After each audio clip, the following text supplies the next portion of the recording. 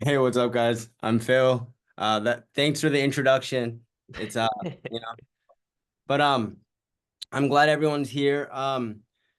Today we're just gonna do a free course. It's like nothing that serious. We'll go a little bit fast. We'll skim over some things, but I really want to just get a project done today.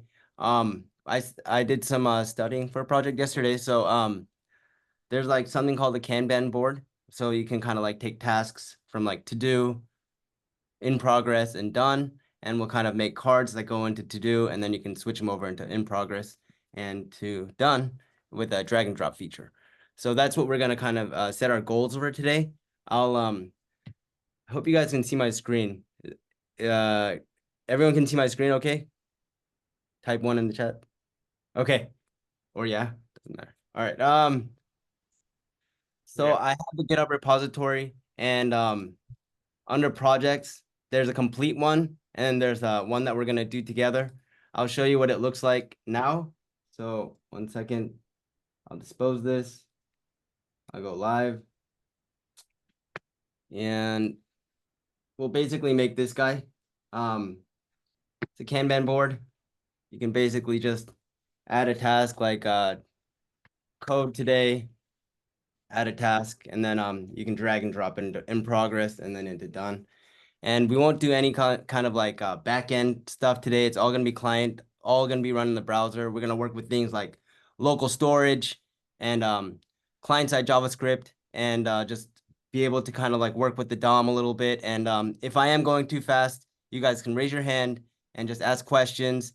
But and um, Minnie, can you tell them like this will be on YouTube later, right? Or can you explain that a little bit? Yeah. So this screen here, the screen itself and Phil's face will be in the recording. And you don't have to worry about your voice or any of that being recorded. No worries. It's just for, everyone as well as the YouTube community to be able to watch this code later. But yeah, just very thankful for you guys being here. Like I said, we're gonna do this. We're gonna build on this momentum every week. So if you guys can make the class every week, if you want to make some real progress, because we are gonna go fast. But if you're here every week grinding with us, then you will make tremendous gains. So please try to join on this time every day or every week. Yeah, we'll keep going, but do not worry too much about the YouTube thing. You will be able to watch this whole lesson again. For sure. Thank you, Minnie. And also, like, we will go fast, but the main goal of this is to finish the project. But actually, like, we have a goal of finishing the project, but the main goal of it is to like understand everything, right?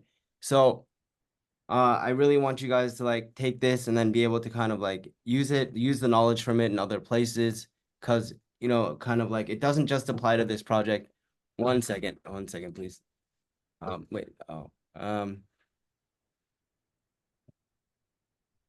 sorry. The cleaning lady's here. She needed the vacuum. All right. Anyways, once every 2 weeks. It's not like she comes every day, but I'm sorry about that. So we're gonna go through it. I want to kind of just skim through JavaScript basics and what JavaScript is basically, and kind of get through that and skim through, and then we'll get to the project in about I would say like 8-10 minutes, and then we'll kind of just code through and watch as we can go. And wait, and everybody in the chat, I think you guys filled out the form. Can you guys like if there's anyone with no experience whatsoever, can you just type one in the chat?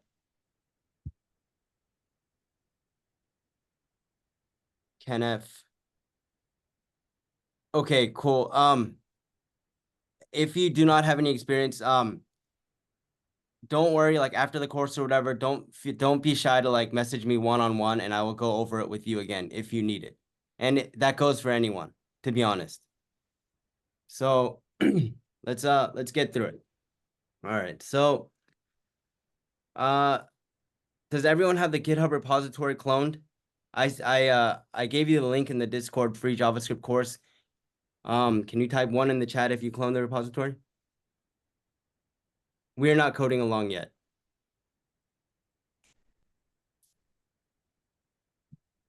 Okay, amazing. So if you guys do not know how to do that, you just have to go to the link that I sent you. And there's this green button called code. Drop down, and if you have your SSH key set up, you can use the SSH to clone it. But you just take this guy, and then you would just git clone and do that, and it would give you the it would clone in, and that's my new free.js course here. But I'm gonna remove it because we don't need it. Cool. So we have our lesson, and today's the first lesson, and I just will skim through the JavaScript. Wait. So setup is okay. Actually, if you're using a Mac, can you press 1 in the chat? And if you're using Windows, a 2 in the chat.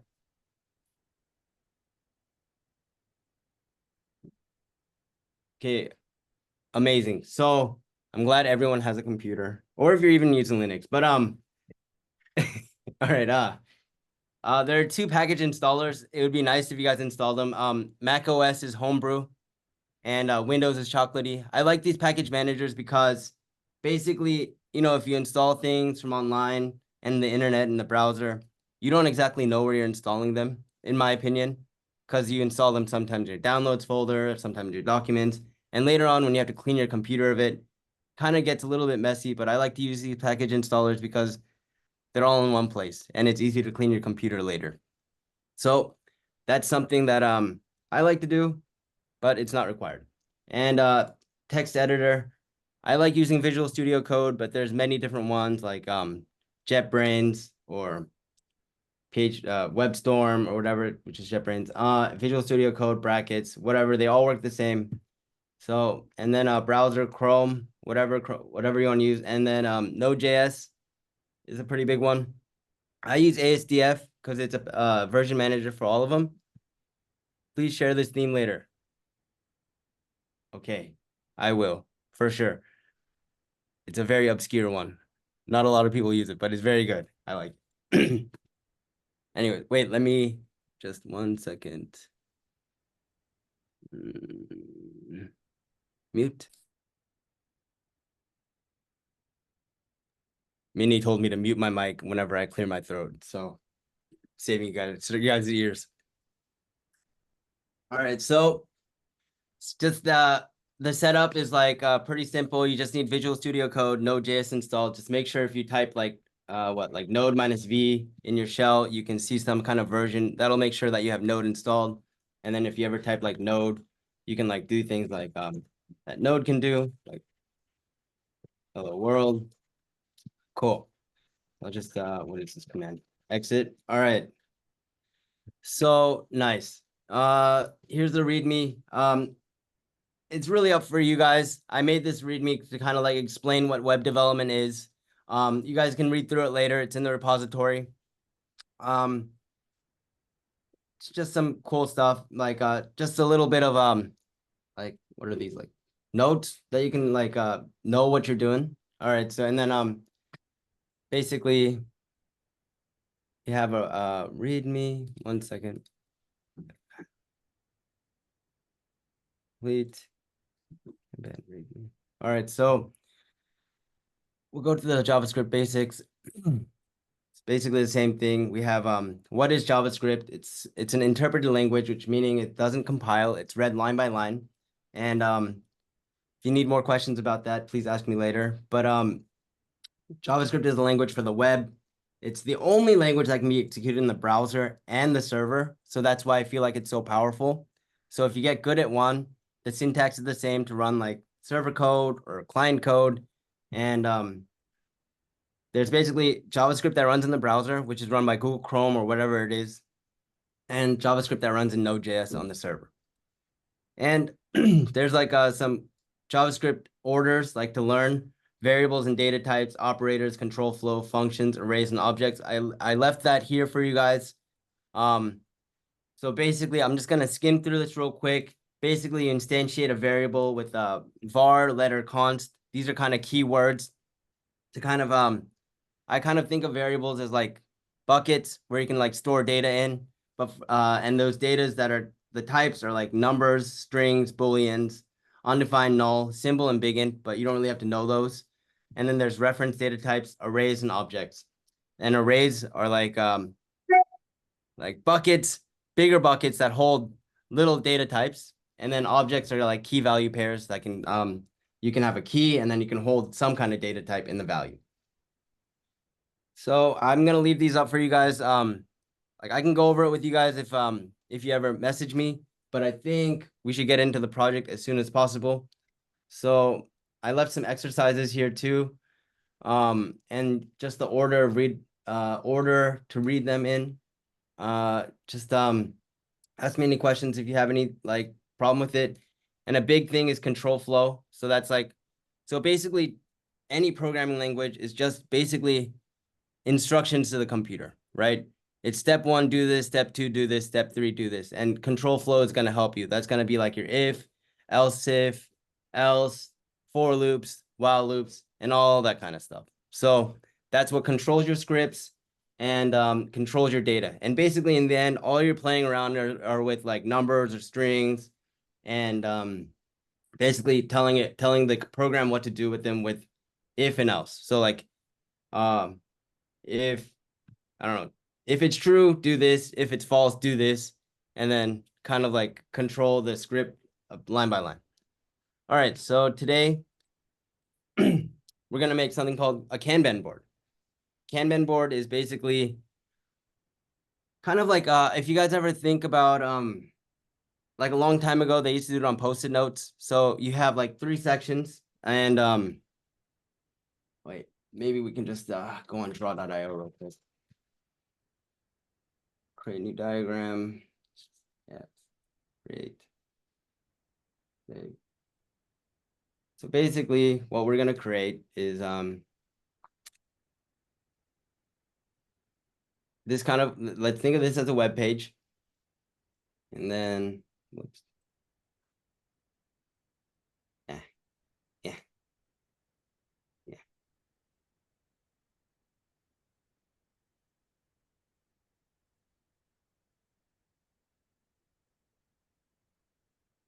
All right. Cool.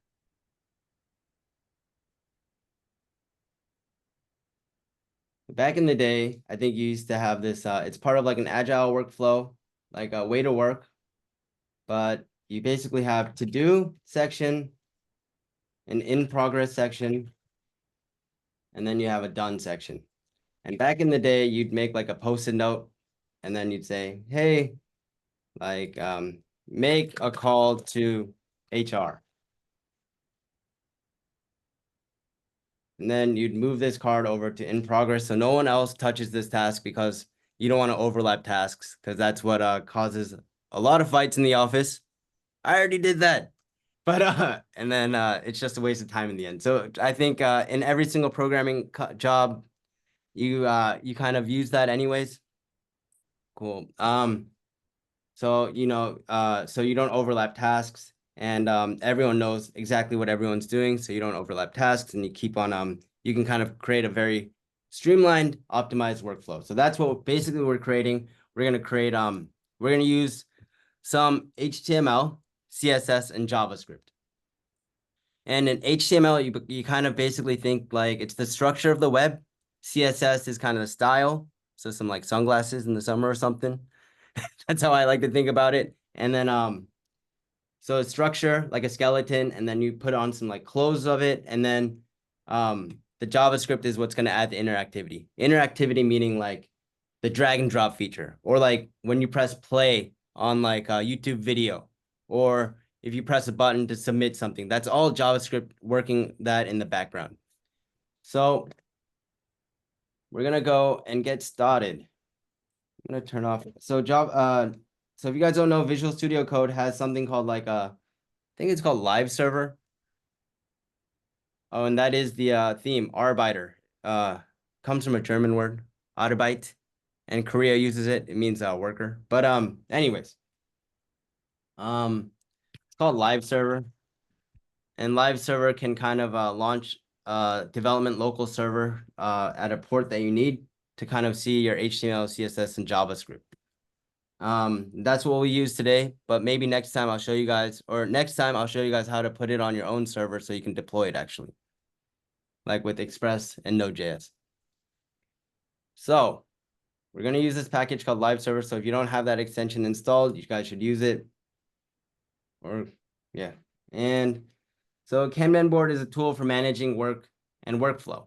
With drag and drop functionality, you can move tasks between columns like to do, in progress, and done. All right. So the first step we need to do, and just so you know, if anything happens and you guys have any questions, there is a complete section with the whole project done. So the first thing I think we should do is make an index.html, and that's what is going to hold all our code. And then there's a if you guys don't have it yet, something that helps coding is something called Emmet. And I use Mithril Emmet, and it kind of shortens code, so you can kind of like put a bang operator like this, and it makes the HTML structure for you. You can like put h1 hello world, and it's kind of like shortcuts to kind of make the markup HTML.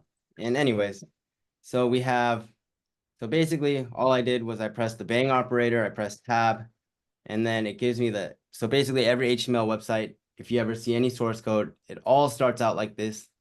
You have a doc type to tell the browser what kind of file it is, HTML. You have the HTML tags that holds everything. And you have the head, which holds like your meta tags. Meta tags meaning like the what you don't see, like the information of your website, and the body, which is kind of like the skeleton of what you're making. And a couple of things we're going to use are like we're going to use div. So div is like a container. It starts out like a square. It's and it's a container that can hold other things, right? Like your text, like your text, your images, and whatever like that. I like to think of HTML kind of like Lego blocks. And to make text, you have like header tags like H1 all the way to H6, H1 being the biggest one, and then it gets incrementally smaller.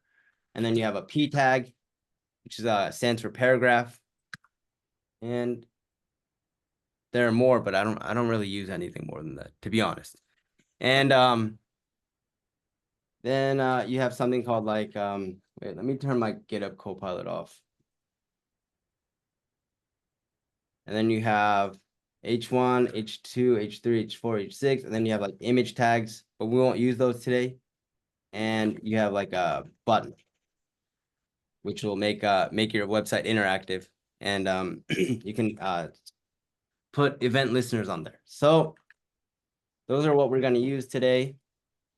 And basically, let's just start. So I'm going to put the workflow I like to go with is, oh, I found something really awesome recently, which is,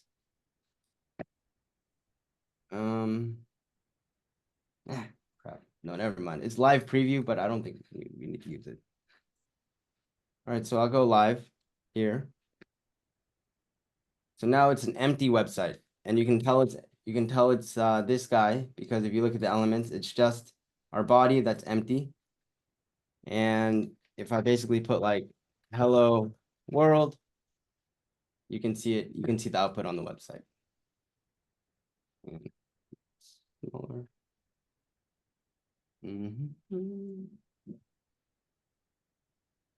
So step one, go back to the README. Step one, first step, let us use the bang command to create the HTML layout, index.html, and we'll have two sections. So those are the divs I was talking about. And the head section will contain the title of the page, and the board section will contain the Kanban board, where we'll have 3 columns: to do, in progress, and done. So the first step, let's just make 2 sections. So, div, first section, div, second section. Basically, now we have a first section and a second section. All right.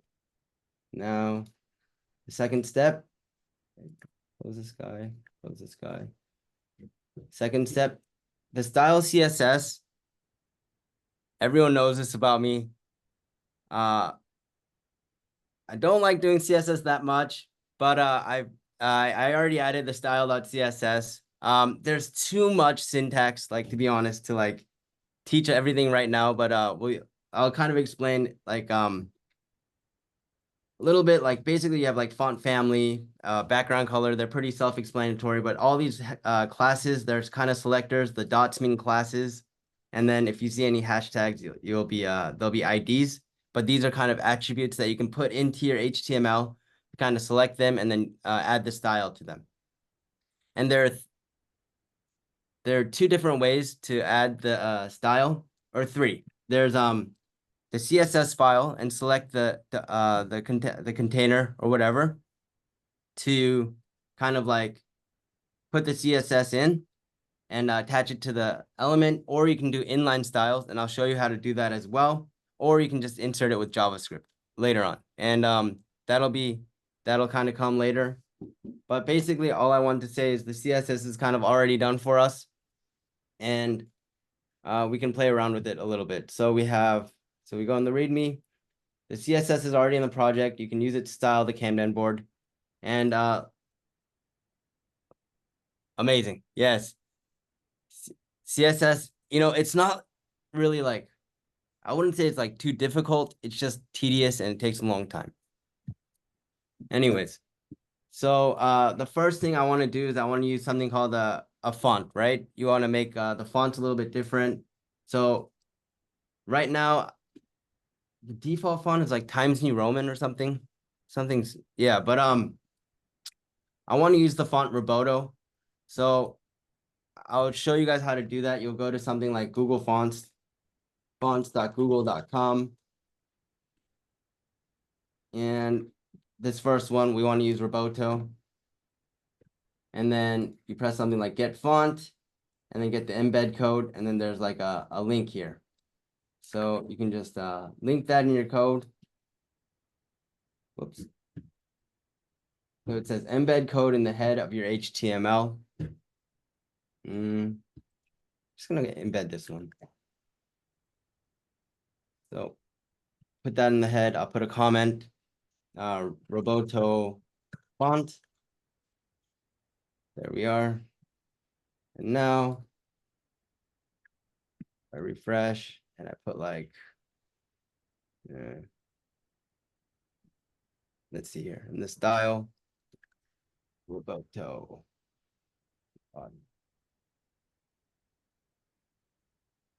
1 second.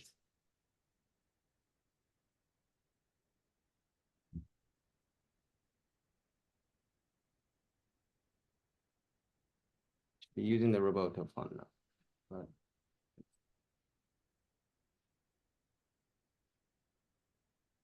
now it's using the Roboto font. We can use it now. So it changes it and we can use the Roboto font. Cool. So next, let's see here.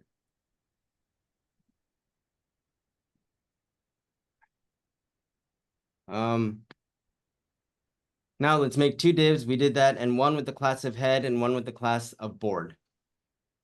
So we'll go in there, make two divs, div times 2. And then we'll do class equals, the first one, we'll call it head. Class equals board. Now, as you can see, we have a head with a background color of, we must link the CSS file too.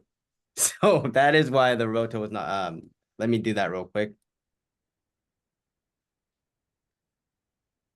All right, now this is where we'll link CSS.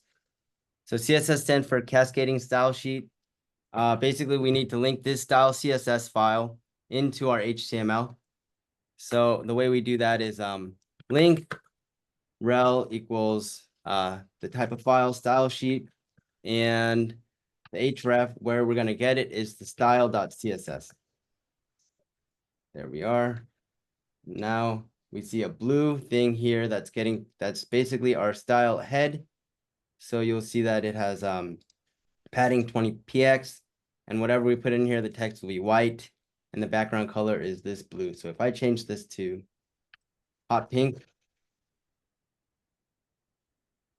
and save, it'll turn hot pink. I'm going to go back and we'll stick with this light blue here. So next, what do we need to do? We need to, inside the board div, we will have 3 divs with a class of column, one with the ID of to do, one with the ID of in progress, and one with the ID of done. So I like to use IDs to kind of, it's easier to select them with our JavaScript later. And you'll see that because I'm using document.get element with ID. Yeah, by ID. So inside of there, we'll have, one second, let me just check my README. All right. So we'll make 3 divs. So if you have Emmet, you just do div times 3, and it'll make 3 divs for you. And each of these will have a class of, let me see, README. Let's do like this. One, actually, I'll show you guys one more cool thing. Div dot column for class times 3, and each of them will have column, and then one will have an ID of to do. Welcome, Relly. And then one with the ID of in progress, and one with the ID of done. Let's just make sure they're on the screen. We'll put to do, in progress, and done. Now let's see. Now we have 3 little column sections that are going to be responsive like this. If we pull it apart, it'll be like this. Responsive meaning it can respond to like different different screen sizes. So we're going to kind of work on this layout here. So inside each column div, we'll have an H2 with the name of the column and add an HR below it. HR is kind of just like a line break. So we'll make an H2, and then we'll do to do with an HR. And we'll copy paste that. Let's put it here. And we'll put it here. This one will be in progress.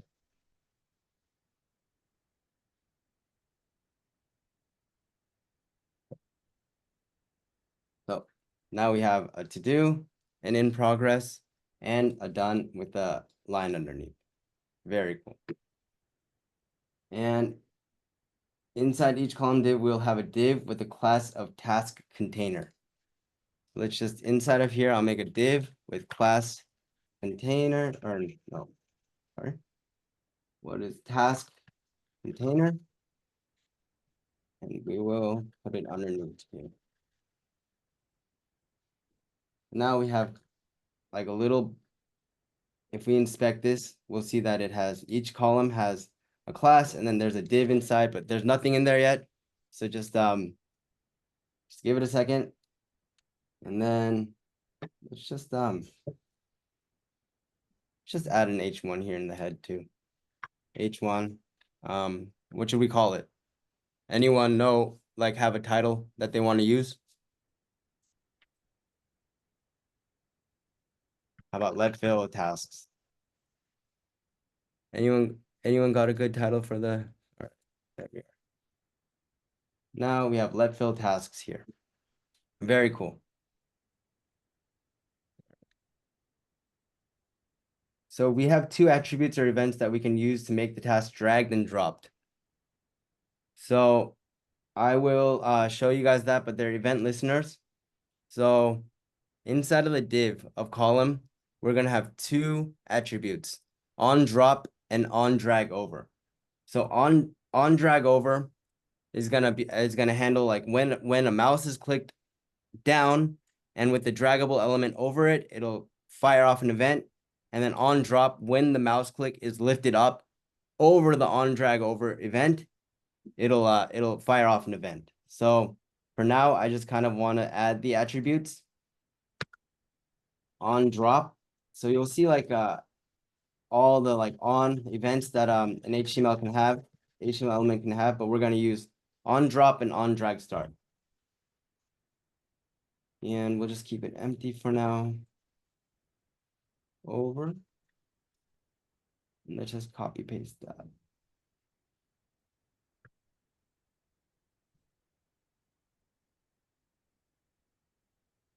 And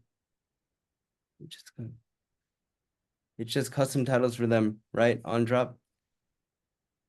They're not custom titles, they're built into HTML. So they're events that happen like on click, like whatever, however, like a user kind of like interacts with your website. They're these events that are used to kind of control or like fire off an event for whenever that event happens. So I hope I answered that question correct. I'm just gonna add like a console log for when it happens. Drop on drag up. And then I'm just gonna copy paste these guys.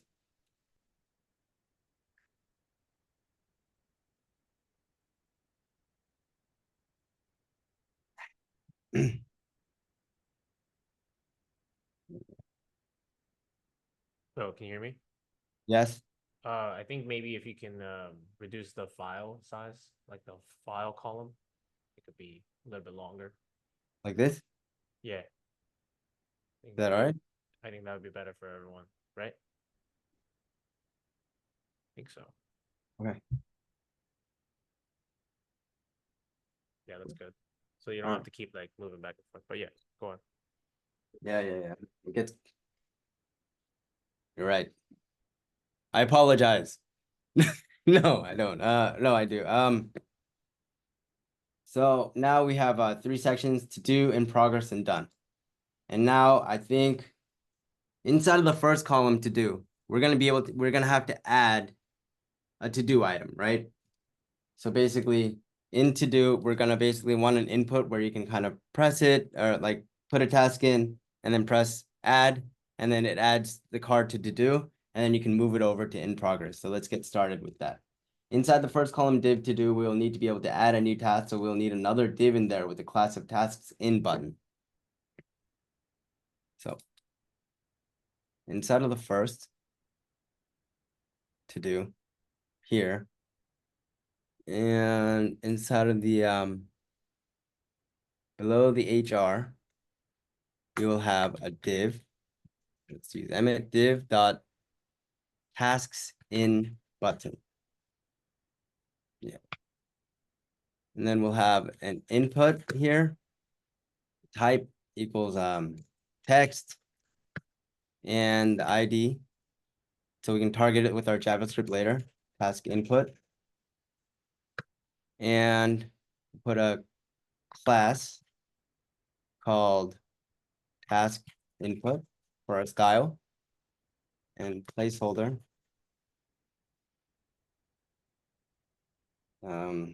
Input task. And on input. So when that event of input happens, I would like to capitalize it. So let's just leave that empty for now, and we'll add that function in a second. Capitalize. And I think that input is done. And after that, we'll have a button. So after you put the value inside of your input, we're gonna need a button to add the task. So button, let's do emit button dot add task button. And these class names are very, it can be whatever you want, but I already made the CSS file, so it is pretty important that we keep the same class names. And on click, and this is where we'll add the JavaScript for the add button. So add task, please. All right, now inside of that button, we need some buttons, some text, like what the button does. So add task would be pretty cool. So now how does it look? We have this input where we can add it, and then if we click it, it says add task, please. So we added this event listener on the button, and then on the click, so you guys see that I'm clicking something. So I'm clicking on this and it's saying add task, please. And then on the input, it's whenever there's a key down inside of the input. So those are, it's kind of like an if that event happens on that element, please fire this function or whatever we're gonna do, like the logic to handle that. So we're there, and now it's the fun part, right? It's the third step. So we gotta start programming the thing, man. So we gotta add a script tag to the bottom of the body. And for now, I'm just gonna add the script inside of the HTML file, but I'll show you guys how to move that over into its own script.js file later. But kind of just want to keep everything in one place for now. Is it okay if I make it a little bit smaller because we got to write it kind of like a bit of code? And is it okay? One in the chat. Thank you. Thank you. All right. Oh, Ashfaq's here. Cool. All right. So inside of the body, you add the script tag. So let's go like console. Just to make sure the script is working, I'm gonna put console.log. Hello, everybody. You guys are the best. So if I add the console.log here, I'm going to expect in the browser that it's going to run this console log and I can see it in the inspector. So hello, everybody. You guys are the best. Amazing. And I truly believe that. All right. All right. So let's program the dang thing. So get items from local storage. So local storage is it's different than cookies. It's kind of like a small little piece of storage, like I think 5 megabytes that you can save in the browser for this website. So every single kind of like platform has it. The browser has local storage. Android has, I think, persist storage. React Native has async storage. And in the web, the browser, we have a little database, not like a database where everybody shares. It's like your own personal little database called local storage. So when someone leaves the website, we probably want to save the tasks that they did, because it wouldn't really make sense if you had to rewrite the tasks every single time. But later on, I think we can add on like a database and get it, and that'll be kind of fun.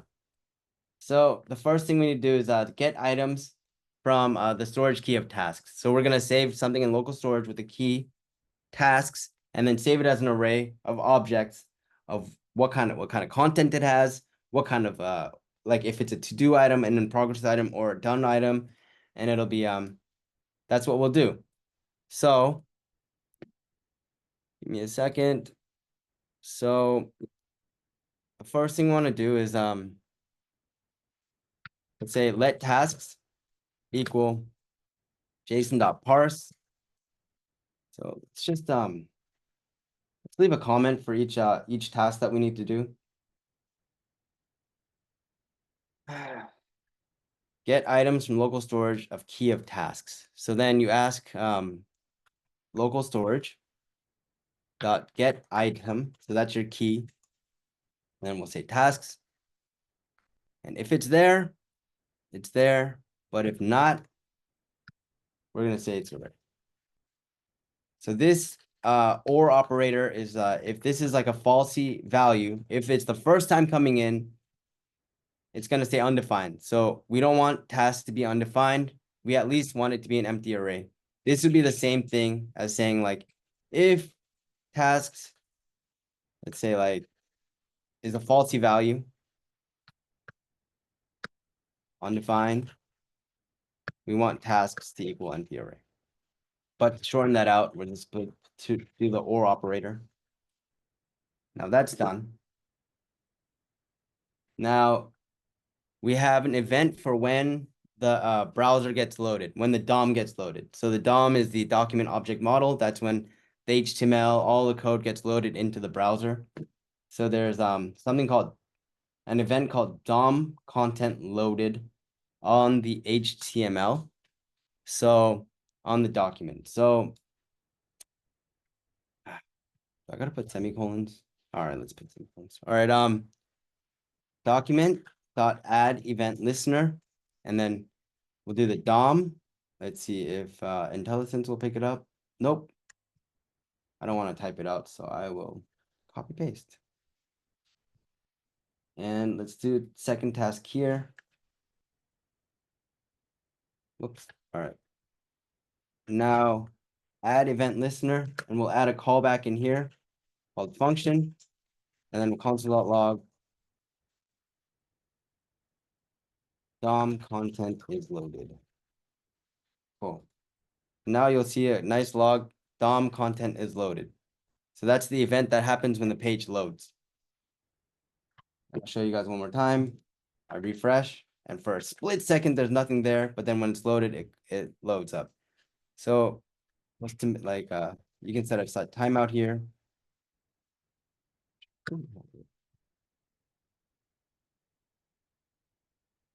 Then like after a second, if I do this one, and then it'll come back, it'll be there. And that's the event that we're going to use to render the tasks from async storage. And if we do it all at once, it might cause some errors, like it might run the code before the tasks are loaded up from local storage. So that's why we're going to put it on add event at the DOM content loaded. So I'm going to delete that, and then we're going to need to do something with those tasks, the tasks, the array that we're going to get back, right? If there is. So under there, I would like to make a function called render tasks. And inside of there, we have 3 columns, right? With the IDs. So if you saw here, we have an ID of done. We have an ID of, we have an ID of, to do, in progress, and done. So we'll make an array, const to do, in progress, done. So when it first comes in, I would like to do something on each column. So we'll do something like, whoops, columns equals, and then columns dot for each. And for each is kind of like just a for loop that a little bit easier to work with, in my opinion, because you can it'll run it from the index 0 all the way to how big the array is. It's the same, it's kind of the same thing as for loop. It is the same thing as for loop, but it runs a callback on each index instead of writing a function. So you can either use each one. I'll do both just to kind of show you they're the same thing. And so columns.for each, and then for column, and we'll just call it column ID, because that's what we're talking about, the ID, the div. And then I just want to show you console.log column ID equals column ID. And then inside of there, I'll run the render tasks function. Actually, because it's a callback, I think I can just do it like this, render tasks. And callback self-call, so you don't need to invoke it here or else your program will break.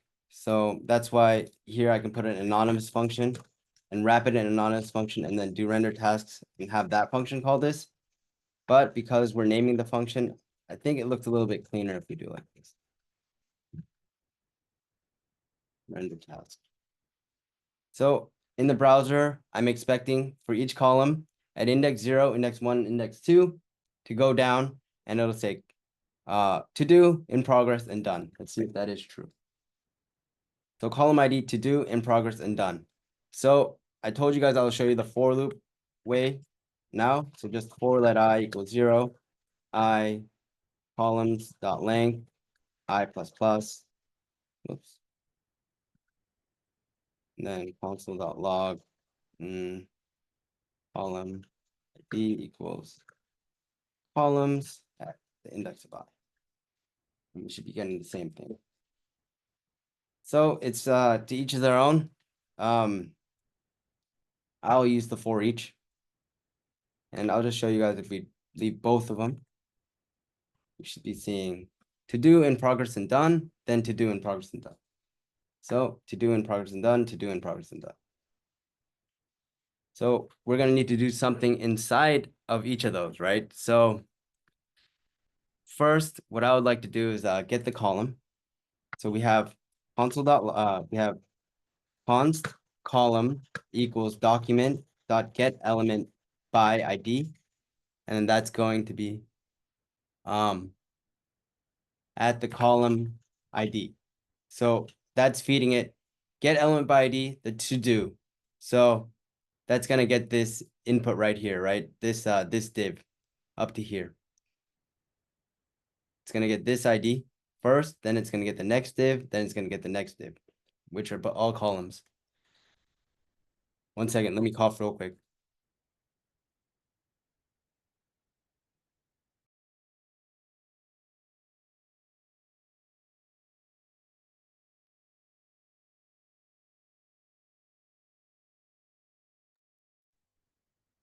Cool. I made sure he mutes my. All right.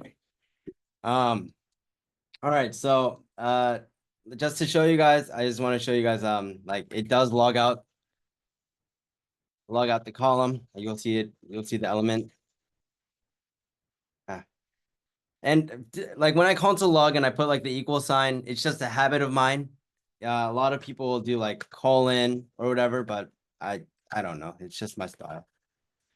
And console log takes however many arguments you need to. So I like to just put a label, like a string, and then whatever I'm logging out, or else I just get a bunch of logs and I don't know what they are. Just a Mercy little. has a question. Oh, mercy. In line 70, should we return and then for each? On line 70. We're gonna we don't need a return right now because we're gonna kind of do it with the JavaScript, just stick them in through DOM manipulation. So you could return it, but wait. So we don't need to do a return right now, but right now for now. So you could actually say if you want return, then return, but not right now.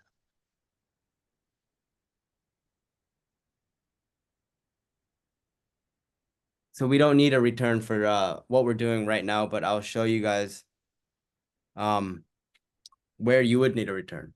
And whenever I'm using for each, to be honest, I don't think I'm using a return. When I do want to return an array from when I'm manipulating the array, I'm usually using map because that map actually returns an array, the manipulated array. So we're just looping over and doing some kind of operation on each index for now. But I think later on we'll kind of see where it makes sense to return. But that is a very good question because I think you get kind of lost because without it return undefined internally. That's why I asked if I'm not wrong. It returned. It only returned because we're gonna manipulate the DOM inside of the each index, so it does not need the return for now. Also, you spelled document wrong in line 72. Line 72? Yeah. I did. Good catch. Now, here we see that we see the element that it got. So you see that it has div to do, div in progress, and div done. And that's what we kind of wanted to select anyways. So we'll go a little bit further. So first thing I would like to do is empty out that div of the tasks container inside of there. So each one has a task container where when on load, if there is something in done, from the local storage, we'll stick that in. So a way we can do that is const. No, okay. We'll just do column dot query selector. So the query selector for there is dot, what is it? Tasks container. So it'll select the first one. And then there's something off there called inner HTML, and we'll empty it out because we don't want to keep adding the same tasks. So first we'll empty it out and then we'll get the tasks and then populate them. So from there, we'll say tasks.for each if there are any tasks. And then for that column ID again, if task.status equals column ID, then we have to do something with that, right? So now I think we'll come back to this function later because we don't have any tasks in to do right now. So inside of there, we'll render tasks and we'll go through there. Cool.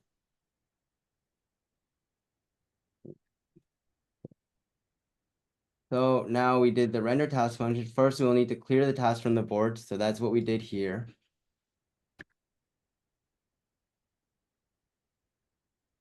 And then we'll loop through the tasks and add them to the board. That's what we're going to do here, but we don't have any tasks yet. So I don't want to spend too much time until we have those tasks. So let's make a create task element function to create the task element. Function, create task element. And this one will take something called content and ID. Whoops. And that one, basically, we'll say const task ID equals the ID that we passed to it. Then const task equals. So this is you can create an element like this, document.create element, and then you pass the type of element you want. So that's I would like to start out with a div. I'll show you guys another way we can make this after this, but so now we have a div basically we're playing around with that we did through the DOM JavaScript, and then we'll say task.id. So that's an attribute equals task ID, and then task.class name equals task, and that's going to be in our CSS file for the task. And then we'll say task.draggable equals true.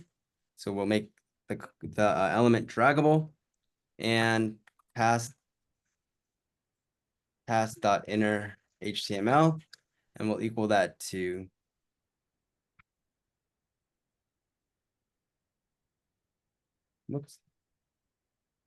content and span.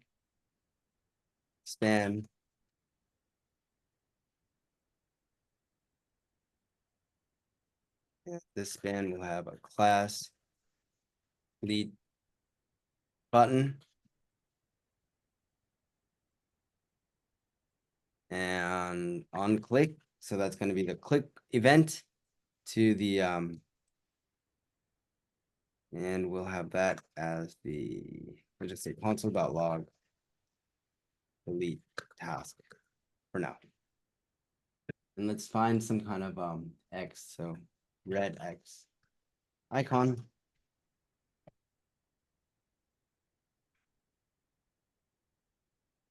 X emoji. There we go. Add that guy. Now,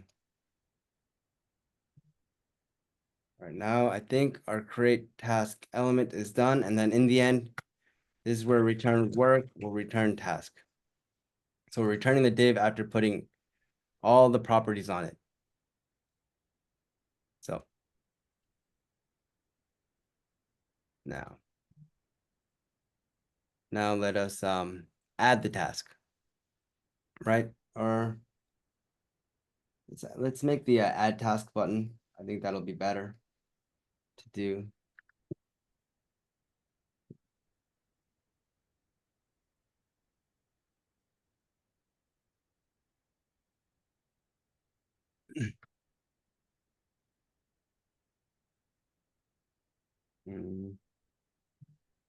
So we're going to kind of make an add task function that we're gonna include in the JS see this benefits in the backsticks, or will it see it as a string? So that's a good question. Because we're using the backticks and then we're using inner HTML, it'll like use the HTML markup as the as what it needs to be. I hope that answers your question. Anyways, so we have an add task function, and then earlier we said we're gonna pass in content and ID. So we'll make the ID with a task minus date.now, which is a string, and the content will be the string that we input into the place, the input, and then the status will be the column ID. To do, in progress or done. So let's get started. Adrian has a question. Oh, is it a personal preference for either putting the JS in the HTML file or on a separate? So I'm just doing it in the HTML file for now to kind of like do it all in one file, but we're gonna actually move it over into its own JS file afterwards. Because I don't want to give you seizures and like kind of keep going back and forth. But just it's very preferable to kind of actually not just one JS file, but many JS files for like each utility, each function. So if there's a bug in your code, you don't have to look through hundreds of lines. You can just look through, hey, at this file on line, whatever, line 10, there's a bug. And let the browser handle that for you and tell you where that bug is, and use every single tool that you can to kind of make the development experience a lot easier. So for now, we're just putting it in the HTML file, but we will separate them. Yeah. Cool. All right. So let's make the function add task. Let's get here.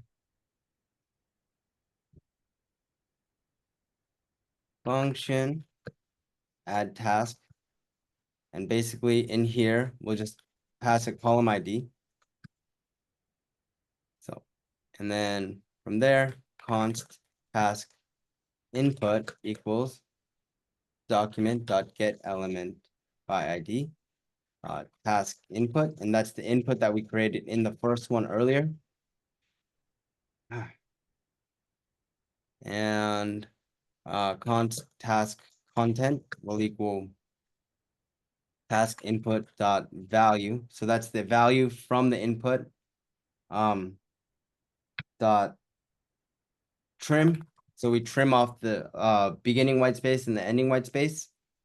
And that's just to make the code, the string a little bit more, a little bit cleaner. Like we don't want people putting just a space and add task.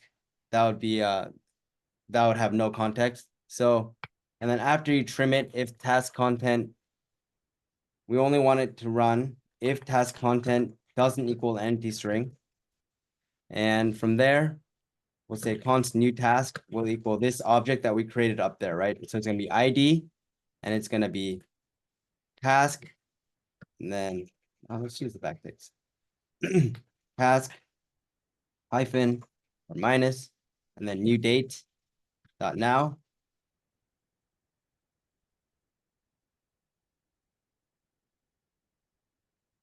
Oh, we need to do this, but maybe not. Maybe we can just do date dot now. Okay. Now, comma, this is the content will be the task content, and status will be the column ID we're passing in.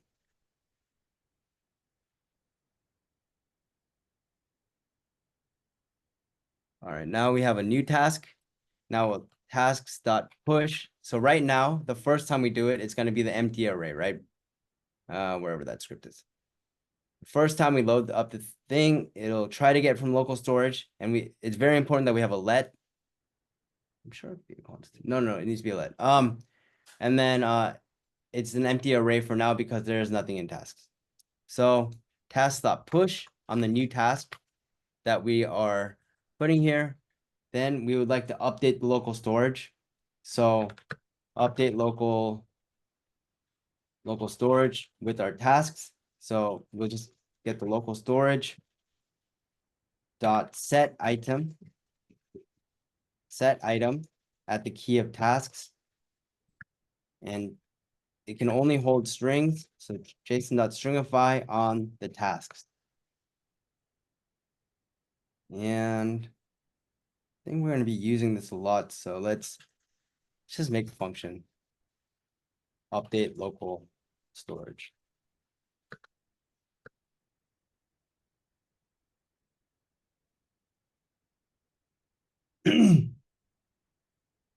And cool. So we update local storage. And basically, then we use the render tasks function that we created earlier to kind of empty out the columns and redo it. And then we'll say task input dot value equals empty string. So let's see how that works now.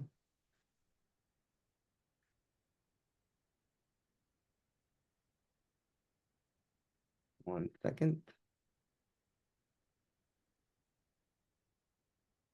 Use this function inside of this input, wherever we put it, add task, please. Add the task at the to-do section. Actually, I don't even think we need to do this because every time we add a task, it's going to be in to-do, but cool. Now, test task, we add it. Oof. Add task. Not working. 1 second. Render task is not defined. Ooh, I think I forgot an S. Yes, I did. Render tasks. There we are. Not set properties null of setting index.html and line index.line 74. Figure this out. Column. First selector tasks container.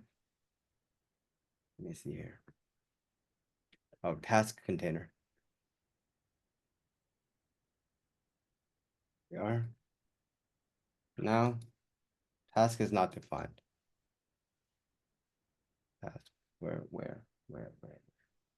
On line 78. Line 78. I think it's all tasks with an S. Wait, Instead of task. 1 second. Let's figure this out.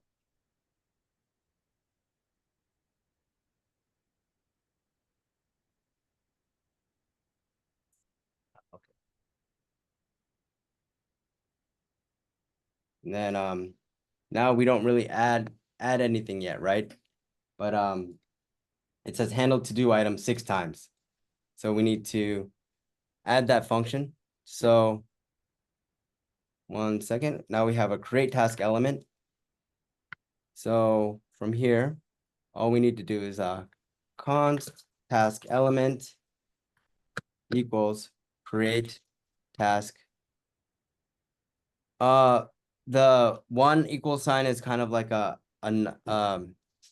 non-strict like comparison operator, but I always use triple equal sign or bang double equal sign because it's a little bit more strict. Because if you have like false equals 0, that'll be true, but then this would be false.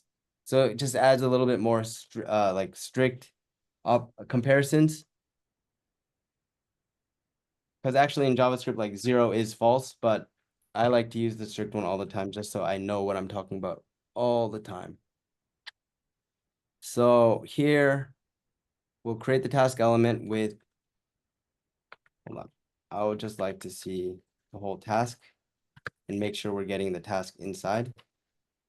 So 6 times we're getting the ID, content task ID to the date now and the status, and they should all be coming into do. And I made a bunch on accident, and this is all coming from local storage, but const task element, and we'll use the create task element right here. And then inside of that create task element, we're saying, hey, we're gonna pass the task.content and task.id. And then we say column, and that's the column that we selected earlier. Dot query selector. And inside of there, the task container. 1 second, please.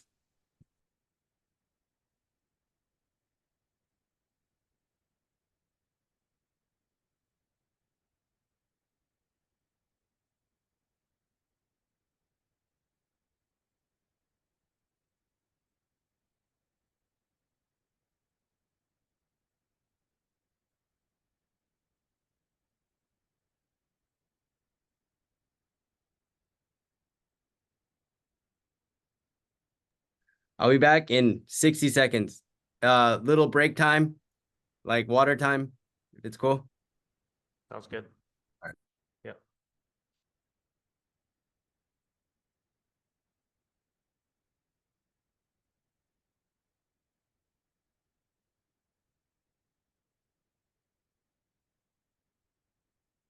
I can answer that, I guess. So we have an array called tasks, right?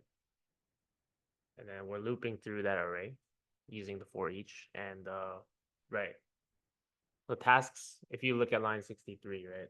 We have an array called tasks, right? That's in the local storage. And we want to loop through each element, right? In there. So the way for each works is you have to define like an item that you want to call in each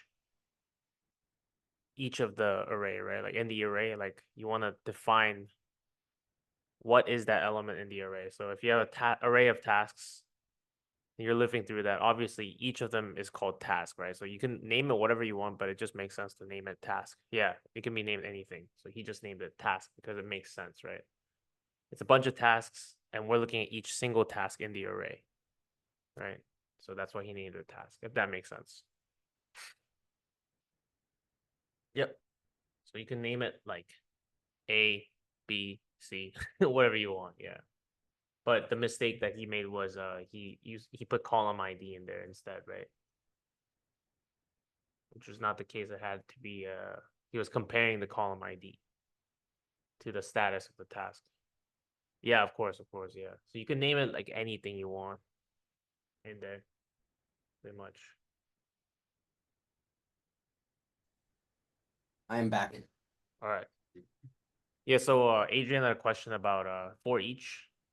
For each. Yeah, so like I guess in for each you can name that singular element anything you want. Yeah, it's very like arbitrary, right? Like that's the right word. You can name whatever you want, just the data is the same. Right. Yeah. The callback. So did everyone get some water? Are we all good? Yes.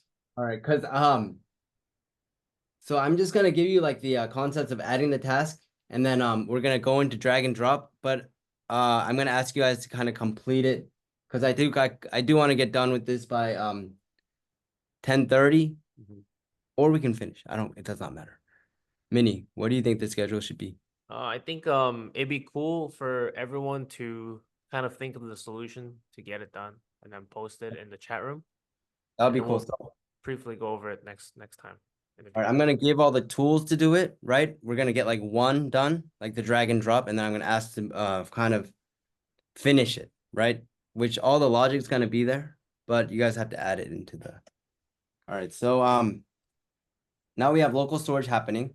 We set items, we get them from local storage, and then like as you guys can see, I just want to show you in the DOM event list render tasks. If we console.log tasks equals tasks, you'll see that you have 6 items in here in the array, and that's what we're going on the for each through, and that's where we're doing the handle to do item. So it's handling it at each time. All right, so now we need to add those to-do items into the to-do section. So how are we going to do that? We're going to say, hey, if it's status to do, add it to the task container inside of the to-do column. So column.querySelector.task container, and we can append child. So I'll just show you guys. So we already created the task element here. So we'll just do task element here, and we'll add the task element, and we should be done. So now we have a whole bunch of test tasks. All right, and then I accidentally added a bunch. So I think, my opinion, the next logical thing is we need to be able to delete our mistakes, right? We have a bunch of the same tasks. So let's do the delete. Let's do the delete task button, which is going to be here. You'll see that it'll say console.log delete task in the browser here. And I do want to clean up my my console logs. We are. And then each time I press this, it's going to say delete task. So how are we going to delete that task? We have to set the item after we filter those tasks, right? So let's get it done. So I know I'm going like back and forth on the to-dos, but it doesn't really matter like in which order we do it. But let's just make a little checklist. Like we got this guy done. Disable completions from markdown. All right. We got that guy done. And now in the event.dom content loaded, we got that guy done. Let us make the render tasks function. Got that guy done. Great task. Element make function to delete task. So now we're on number 5.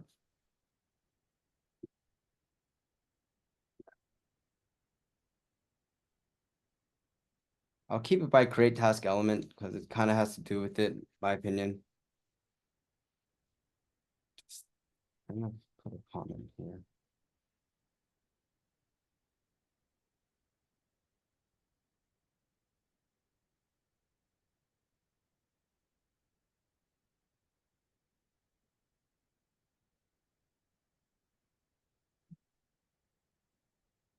Make function to delete the task. So we'll make a function, delete task.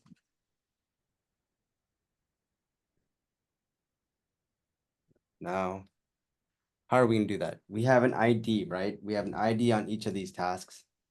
If you look here, it has an ID of the task and when it was made, date.now. So we can actually pass the date, the ID, and we can actually remove it. So let us do the task ID. Now, console.log task ID equals task ID. So, cool. Now let's remove that one. Let's actually put the on-click task ID to the backticks inside of here. Wait 1 second.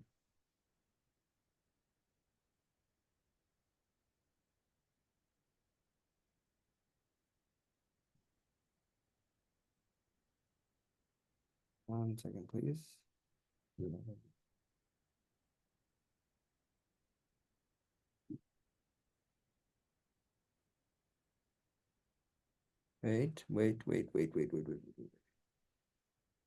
I'm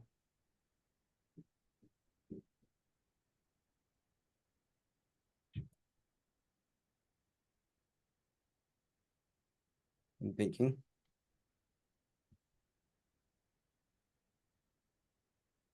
Right now, it'll give us a string, right? It'll say, I don't know what task ID is not defined. But we have to add this task ID inside of here. So I'm trying to think about how to do it. And I thought we could just, that's gonna break out. So that as a string. Let me say a string over here.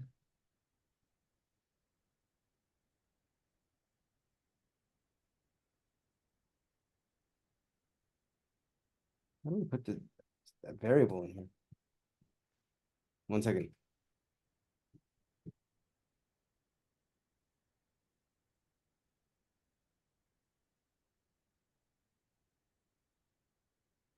Hmm?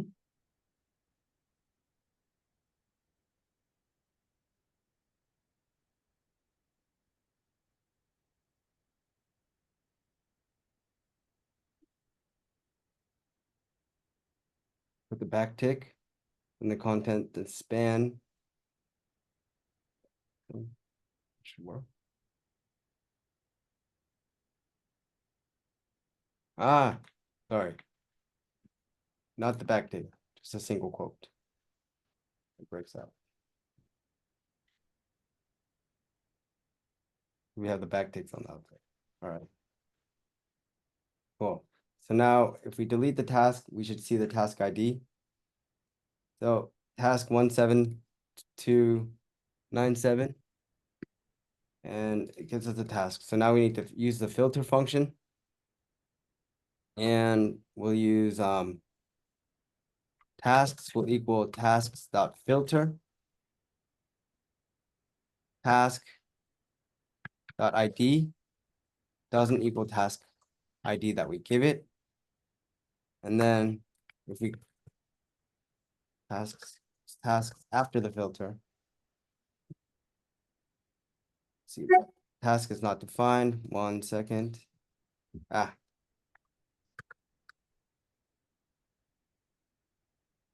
And this one should remove. So now we have 6. Now it used to be 6, but now it's 5. And then you see how it goes down when we click it. Now we need to update the local storage and render the tasks again. So if we have the update local storage function that takes the tasks, and then in the key of tasks, it'll replace it with the tasks after we alter it and filter it, and then we will just render tasks again.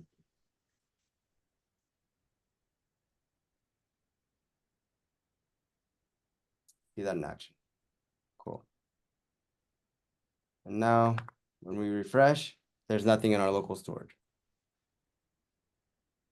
Now delete task is done, add task is done. So add task, add the task, and if we delete it, we delete it. Cool. We do have a capitalized function here. Do we need it? I don't think so. Let's just take it out. Can you explain filter a little bit, maybe? Oh yeah. Filter, basically we have the tasks array, right? Which is holding our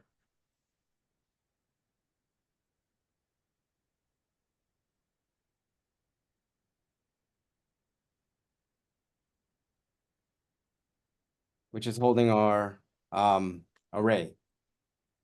So this, which is holding the object. So let's say that there's ID of 1 and there's another one, ID of 2. So basically each time a way of a for loop works is it takes the element from index 0 all the way to the end. So like 0, 1, 2. So first it'll handle ID 1.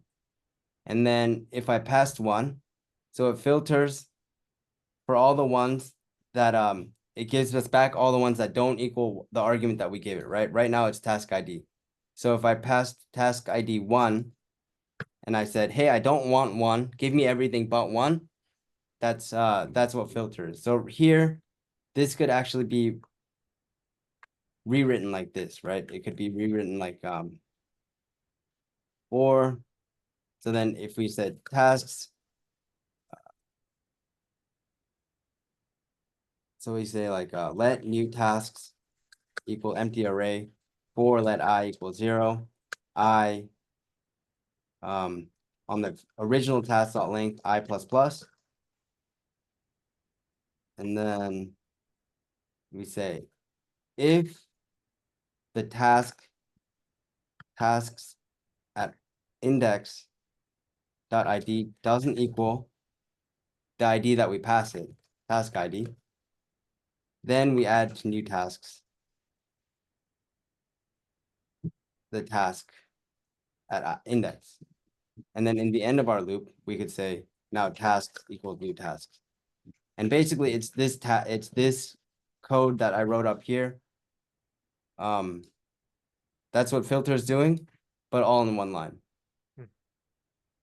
And it's I mean it both work the same, but I'd much rather, save my fingers a little bit of workout, my opinion.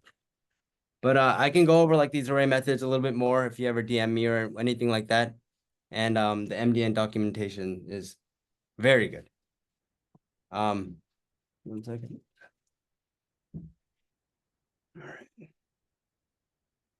I'll just leave that as a comment and I'll push all this code so you guys can kind of take a look later.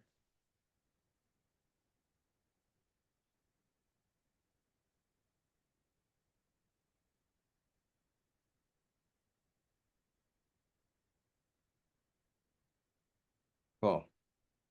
Now,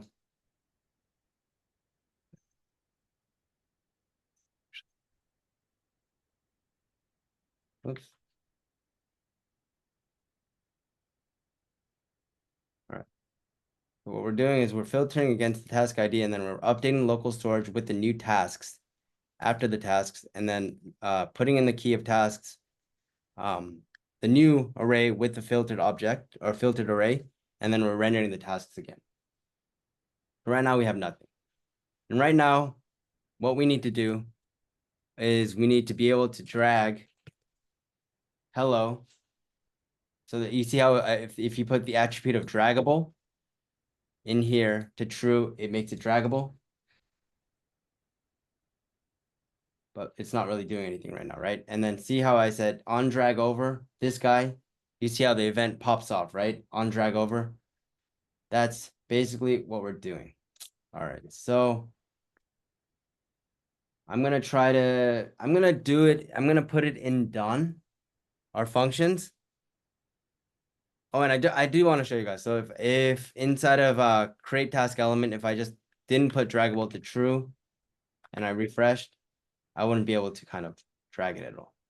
So that's doing the draggable property attribute. So we already have the done already set up, and I'm gonna ask you guys to do in progress.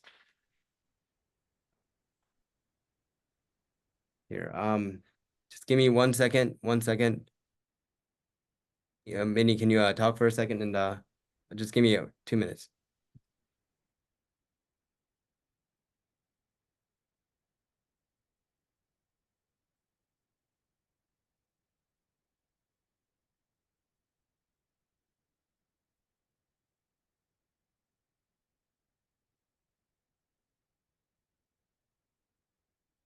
Hello, can you hear me? Sorry about that. Yeah, so it was fast today, right? It was quite quick. Especially if you don't have much experience, but now you can review the code that we wrote together and you could like look up each part and look at the documentation on it and you'll be able to follow along. But yeah, if you have any questions, feel free to write in the chat room that we created. But yeah, I guess Phil's back. Cool. Sorry, I'm just getting a bunch of phone calls. All right.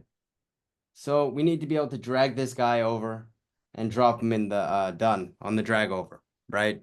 So let's get that done. We're in the project, but first we need to be able to allow the drop event because you guys aren't seeing the drop event, right? Because there's a default thing happening. So I have this function here called allow drop. So we prevent the default.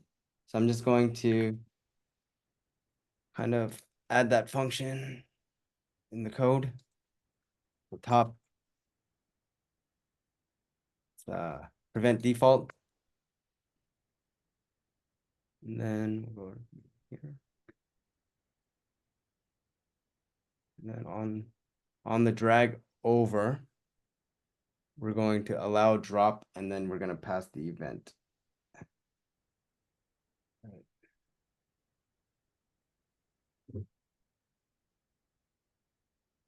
Allow drop, and we're going to pass the event that it passes over.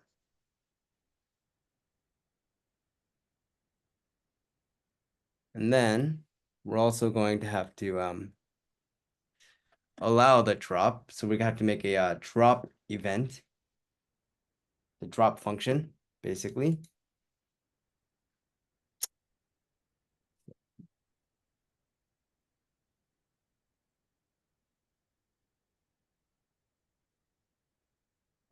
So yeah, we're gonna, okay, first we need to make a drag event. So let's do, I have it here. It's the event and the data transfer to set data to kind of be able to drag the data over into the other ID. Just some syntax, it's not too much. And then we're gonna use this drag function inside of our drop function. So function drop. We'll take the event and we'll take the column ID that's being dropped at. And the column ID, if you guys remember, they are to do, in progress, and done. So the first thing we want to do is event.prevent default. And then we'll console.log the column ID that we're talking about. And then we'll say const data equals data transfer dot we'll say from the event dot data transfer dot get data at text plain. And this is all just syntax. You can look it up on the internet. You don't have to know it like 100%, but it is good to like study about it. But it's just syntax. It's like you're getting the data, whatever you're dropping. Then const dragged element. So we need to be able to know which element we are talking about. So that's gonna be on the document.get element by ID to the column ID we are sending. And now, if there's dragged element, if the dragged element is there, then we need to const task status equals column ID.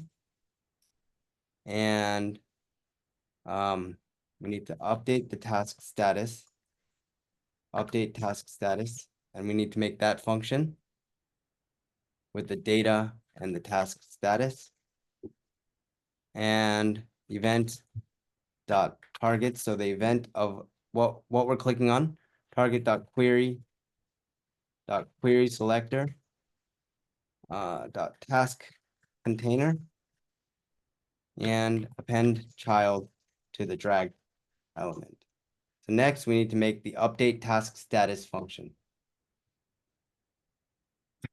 We made the drop function, so that's that. This one. Now we need to make the function to update the task when it's moved to a different column. So that one, we'll make function update task status.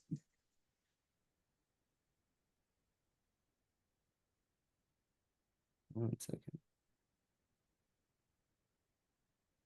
All right.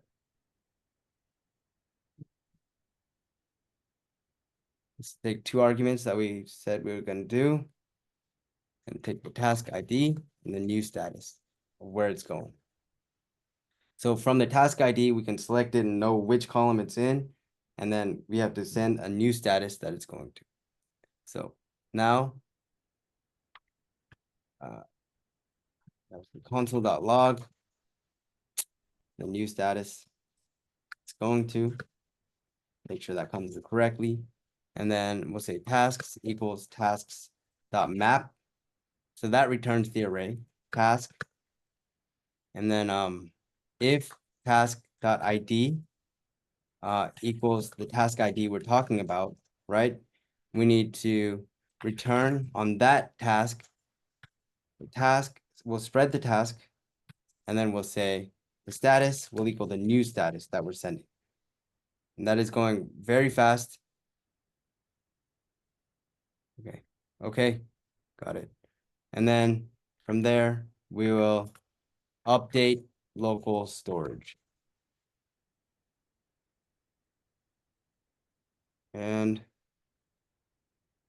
that should be done. Now we need to add those functions. So allow drop on event and we're gonna put the on drop, we're gonna put drop event and to the done, right? That's the new column ID that we're gonna send it to. See if that works. Whoops.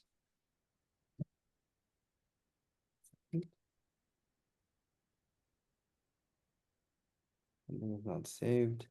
1 second. Rob.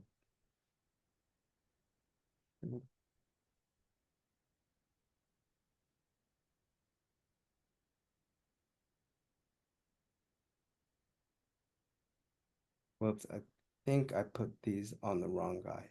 1 second. 1 second.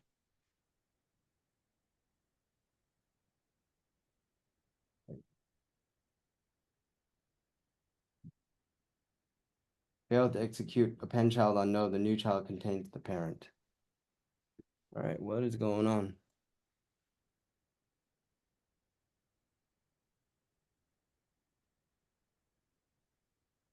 Let's debug.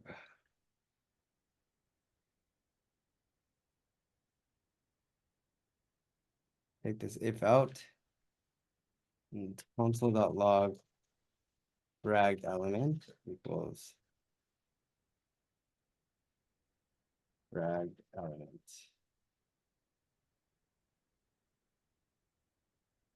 The dragged element is getting passed.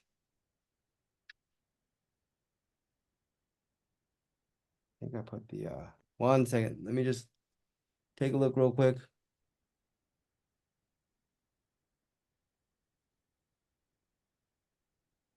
Leave the column alone.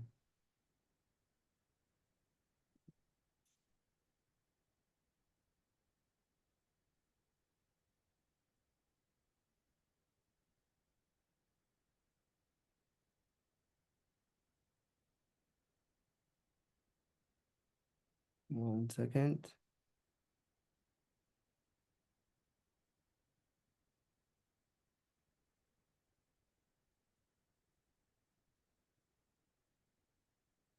Oh, sorry.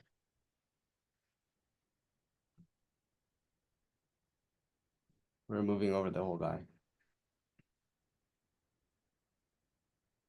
Console.log data.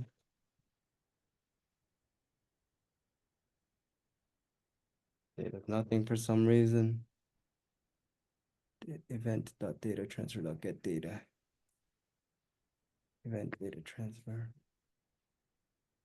1 second, 1 second. We prevent the default, we have column ID, then const data equals event.data transfer.get data at text.plain. So that's the event that we're dropping.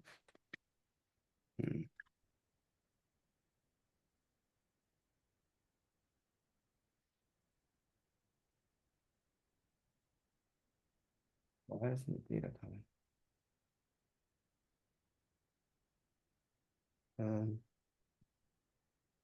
That's fine. Dragged element is nothing for some reason. 1 second, please. Is it because the element by ID is not data? That's what the data transfer is supposed to do. Oh yeah. Yeah. Give me a second.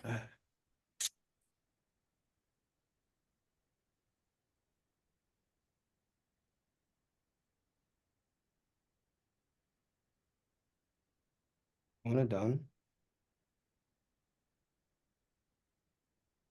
Why isn't data transfer?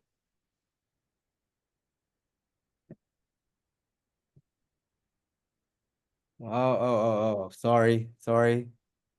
Wait, I didn't put the HTML correctly.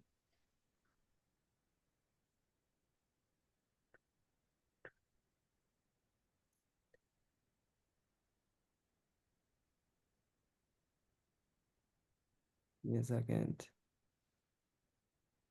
HTML.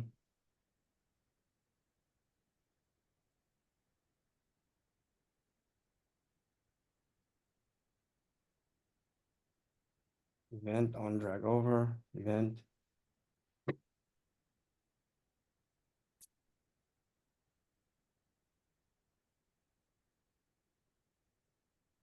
I think the HTML under the done, there's nothing there. That's why.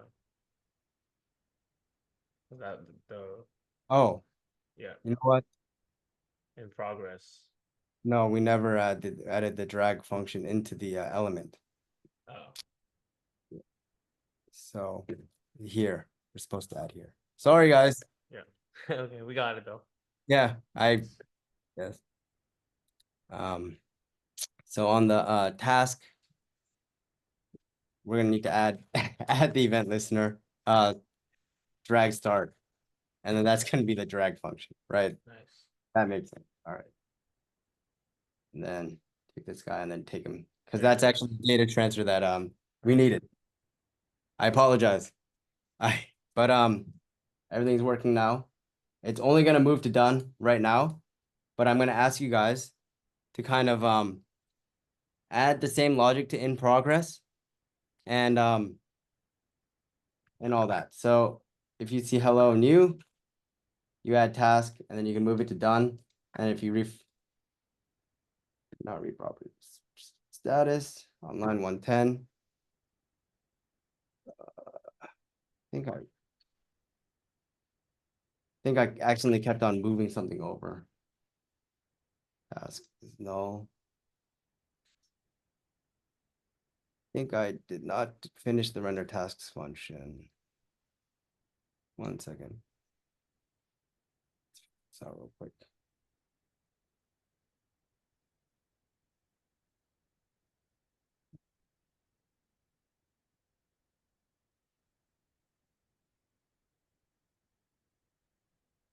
Yeah, I have a null task in here. Well, let's look it up. How to clear local storage JavaScript. Storage. So we gotta run. Let's just comment out all this code real quick. Let's run our local storage.clear.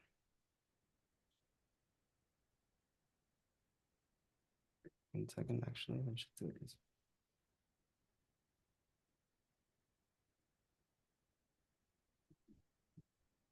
Where is it? Drop, drag, allow. Oh, here it is.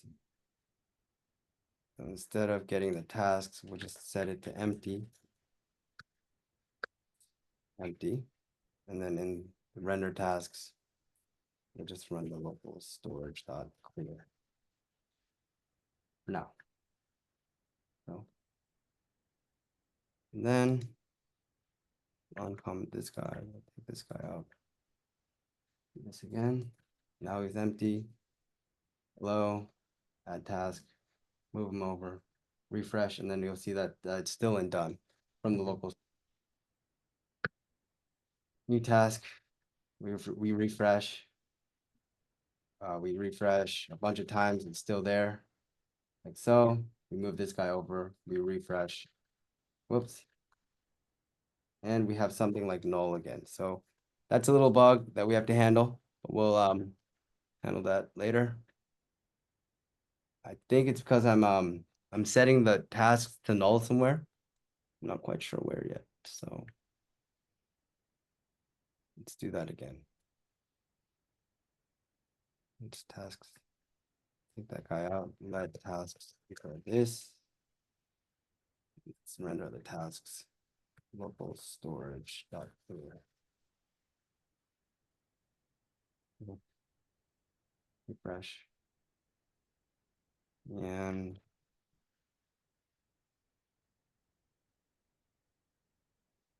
all right, we have an empty F, a task.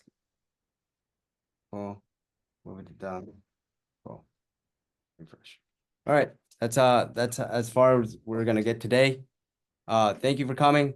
We did hit some speed bumps, but we figured them out, and I think that's what coding is, anyways.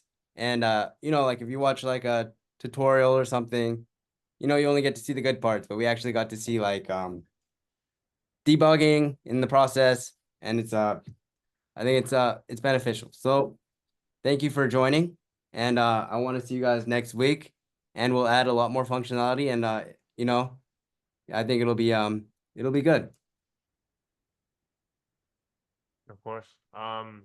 Yeah, so we'll stick around for a little bit longer. If anyone wants to chat, you can unmute as well. You are able to do that. You can speak to Phil and you can yeah, man, you can just hang out with us for a little bit. Let's Yeah. kick it. Let's play some music or something, I guess. Should I?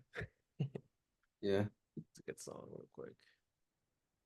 You guys can stick around. If you have to go, you gotta go. I think this is already like all pushed up there, right? The code that we wrote. I'll push it right now. Okay, all right, cool. Yeah, we'll push it, and then if you guys can try to do the in progress drag function, if you can write that, that'd be great. Thank you. Thank you. Awesome. Who was Yeah, that, by thank the you. way? Yeah. MFE, is that how Thank you you say very your much. name, brother? Yeah, that's me. Thank you. MFE, okay, all right. Nice Well, to meet you, thank you man. for joining. You know, it's I hope you guys got something, you know, enjoyed something from it. But you know, drag and drop is a cool It's feature. like Twitter in Nigeria. Hmm? Awesome, boys. How would homework work? Finish up the project throughout the week? Yes, sir, Adrian. That would be a great thing to do. And if you guys are having trouble, there is a completed folder there, and just reference it and finish it, and then maybe we can add like login or like add Mongo to it next time, and like run it through not live server as an extension, but actually like a node server. That would be kind of cool to do it too. 4:44 a.m. for you, Mercy. What time do you Jesus, sleep? bro. That's crazy, man. You know what I'm curious about is like which video did you guys watch to join the left field community?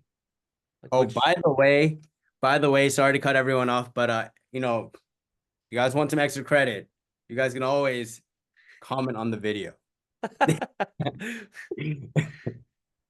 That's right. That's right. Anyways, The first one, yeah. videos. That's a big that I never knew that would get so many views. To be honest. You can play that YouTube video, dude. That's good vibes. Yeah. Yeah, it's we're trying to you know, make the community tighter, so whenever we're in here, you know, take advantage of the fact that we're all in here and let's get to know each other. That's definitely what I want because Really. I get lonely fast. But yeah, dude, I'm just very grateful, to be honest, to be able to do this kind of thing and share some knowledge. And you know, it's not just me that I want to share my knowledge. I think I can learn from everyone as well. So that's something that you know, I want, you know, everybody should just share and execute and get done what they need to do. That's right. Let's see. Oh, hold up. Let me take a screenshot real quick. But yeah, like Mercy, thank you for coming. I think he had to leave to go to Nigeria, sleep. 43 years old. That's awesome. That's what's up, man. Age is just a number. It is. It is just a number. But yeah, I think, but as soon as you feel like you're old, you're old. And that could be a 20-year-old, that could be a 15-year-old, but I always just say stay young. Mm, No. for sure, for sure. Adrian, what's up, man? Appreciate this course. I want to break into tech for the first time. All right, dude. We'll get there, man. And jobs are about to explode again, I feel. Like Yeah. next year. Just study now because it's the perfect timing because all the people that quit, you know, that makes more opportunity.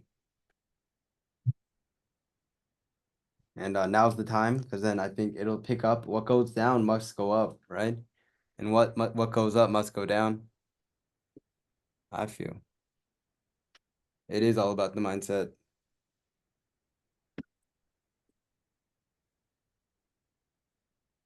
Today we learned Phil despises CSS. Who doesn't? No, no.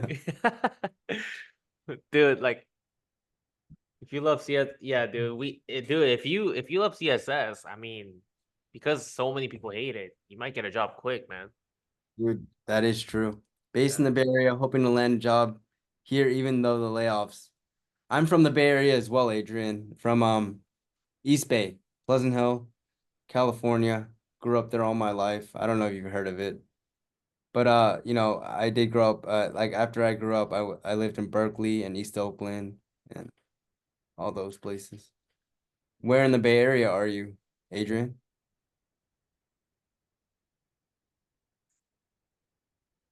San Bruno area. Amazing.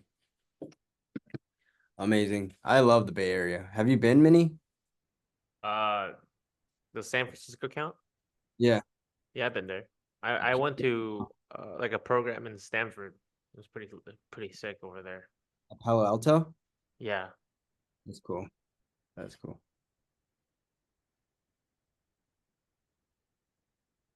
Will this be the layout of the classes, code alongs and such?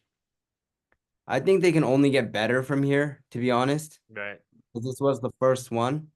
And I like we were gonna prepare like okay, 15 minutes here, 15 minutes here, 15 minutes here, 15 minutes here.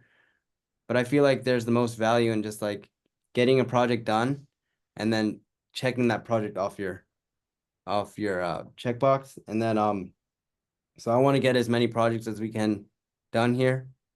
Like and because the doing project is the best way to learn anyways. That's right. Yeah, I mean, Adrian said, trying to get a network and land a job. Are you getting a class on networking? Dude, there's no one better than networking than Phil, man.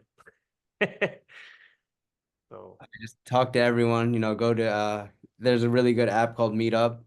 You can find other people. And this just coming here is a great way to network as well, because this is pretty global, yeah. and we'll all grow together. Yeah, we're gonna go quick, man. We're gonna just like me and Phil been planning this for a while, like just giving you guys the essentials. There's a lot of fluff out there, right? But even if you might not get everything, like understand everything, you will know exactly what you need to learn. And then on your own time, if you put in the time and learn all that, then you'll be job ready for sure. Yeah, and just like I always say, there are like skills hires and personality hires, but Mm, you have to be in like the middle, to be honest, because right. you have to be able to communicate, and you don't have to be the best programmer to get like the job or whatever. But you have to learn how to like communicate and take instruction well. And I always go with the mindset of being a programmer, nothing more, nothing less. Because if you try to do more, that's like what you think only, but programming is a very big team effort. So you might think you're doing the good thing and by doing more, but then you go back to the team and they're like, why did you do that? That was not part of the schedule. And then that just leaves a bad taste in everybody's mouth, I think. So just when you're programming, just nothing more, nothing less. It's like something I learned really early in my career.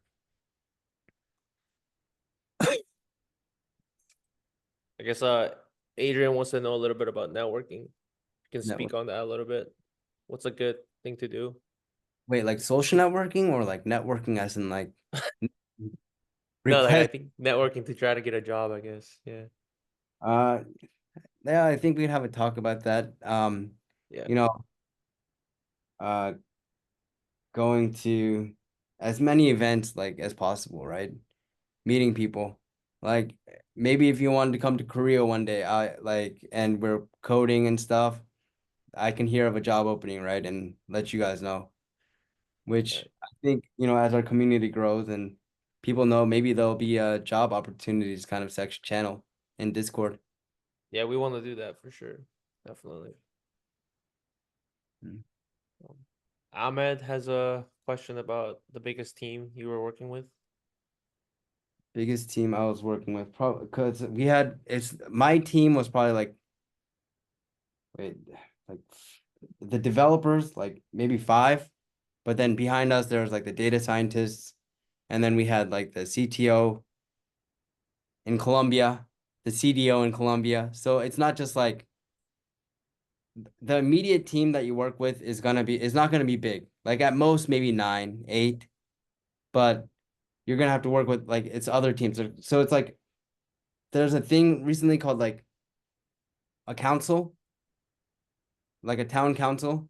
I know it sounds like very nerdy or whatever, but you can look it up, and then there's squads. So you'll have your own squad that you work with, which is like 5, 6 people, and then you have one communicator in there that communicates with the council. And that's kind of like what the job office is like recently. But you never work with like 20 people at once on one project. It's impossible to manage. Like even at Facebook, you'll have like the messenger team, and even in the messenger team, you'll have the networking team, the UI team, right? So it's always like, I think a good development team is like 5 people, 5, 6. What do you guys think? What do you guys think are some tech adjacent roles that are in demand now? I mean, the easy one is prompt engineer, right? Like that's all over the place, I think. Like and you don't need to know programming that well. You just need to be able to ask the right questions and get the data that you want. And a lot of these chatbots are wrappers around ChatGPT, right? Someone might ask, "Hey, give me the employee report for the week of, I don't know, the 9th to the 16th." But then in the background, the prompt engineer would be like, "Okay, and then you add on to that. So you have like text, give me the employment report from this week to this week, but in CSV format. And in that CSV format, I need the headers of this and this and this. And then you just keep on adding on to that prompt and to get the AI or the chatbot to give you the right answer. So prompt engineer, or I mean, another easy one is a project manager, right? But did I answer your question correctly, Kenneth?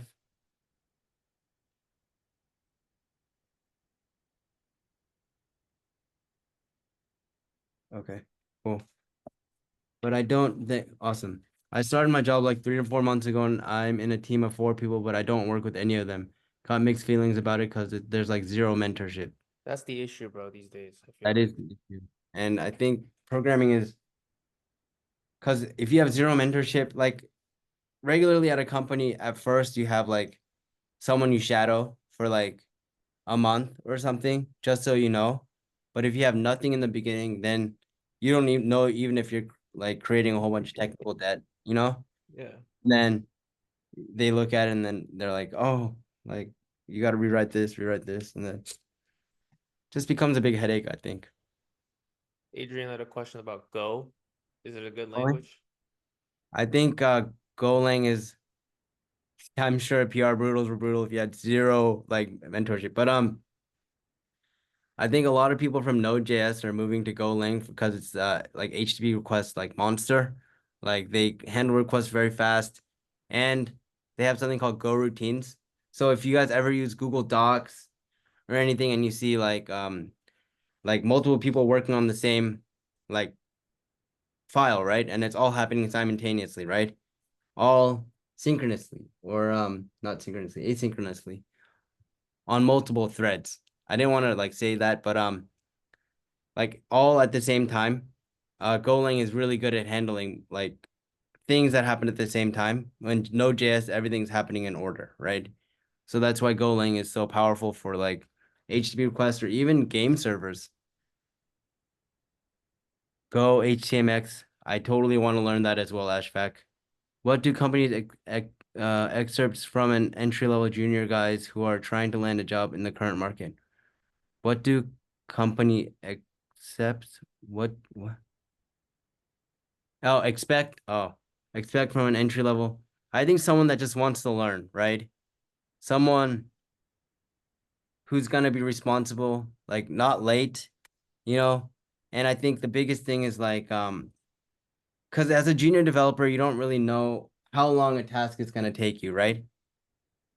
But they're gonna build you up and then you're gonna learn, and then you're gonna learn to say, hey, how long is this is it gonna like take you to hook up this CRUD system? How long is this? And then someone that can kind of like if you're a junior developer or something, you have to know your limits. And I think the question in every single job is how long is this gonna take, right? And that's the question every developer hates because I don't know, like there could be something that happens, but if you can honestly say, hey, this is gonna take me 3 days and finish it in 3 days, then you kind of the respect level goes up. Hey, but I have a meeting at 11 minutes. Can you finish this up and Yeah. tell me what happens? And did you take a screenshot? Yes, I did. I Okay. sent it to you.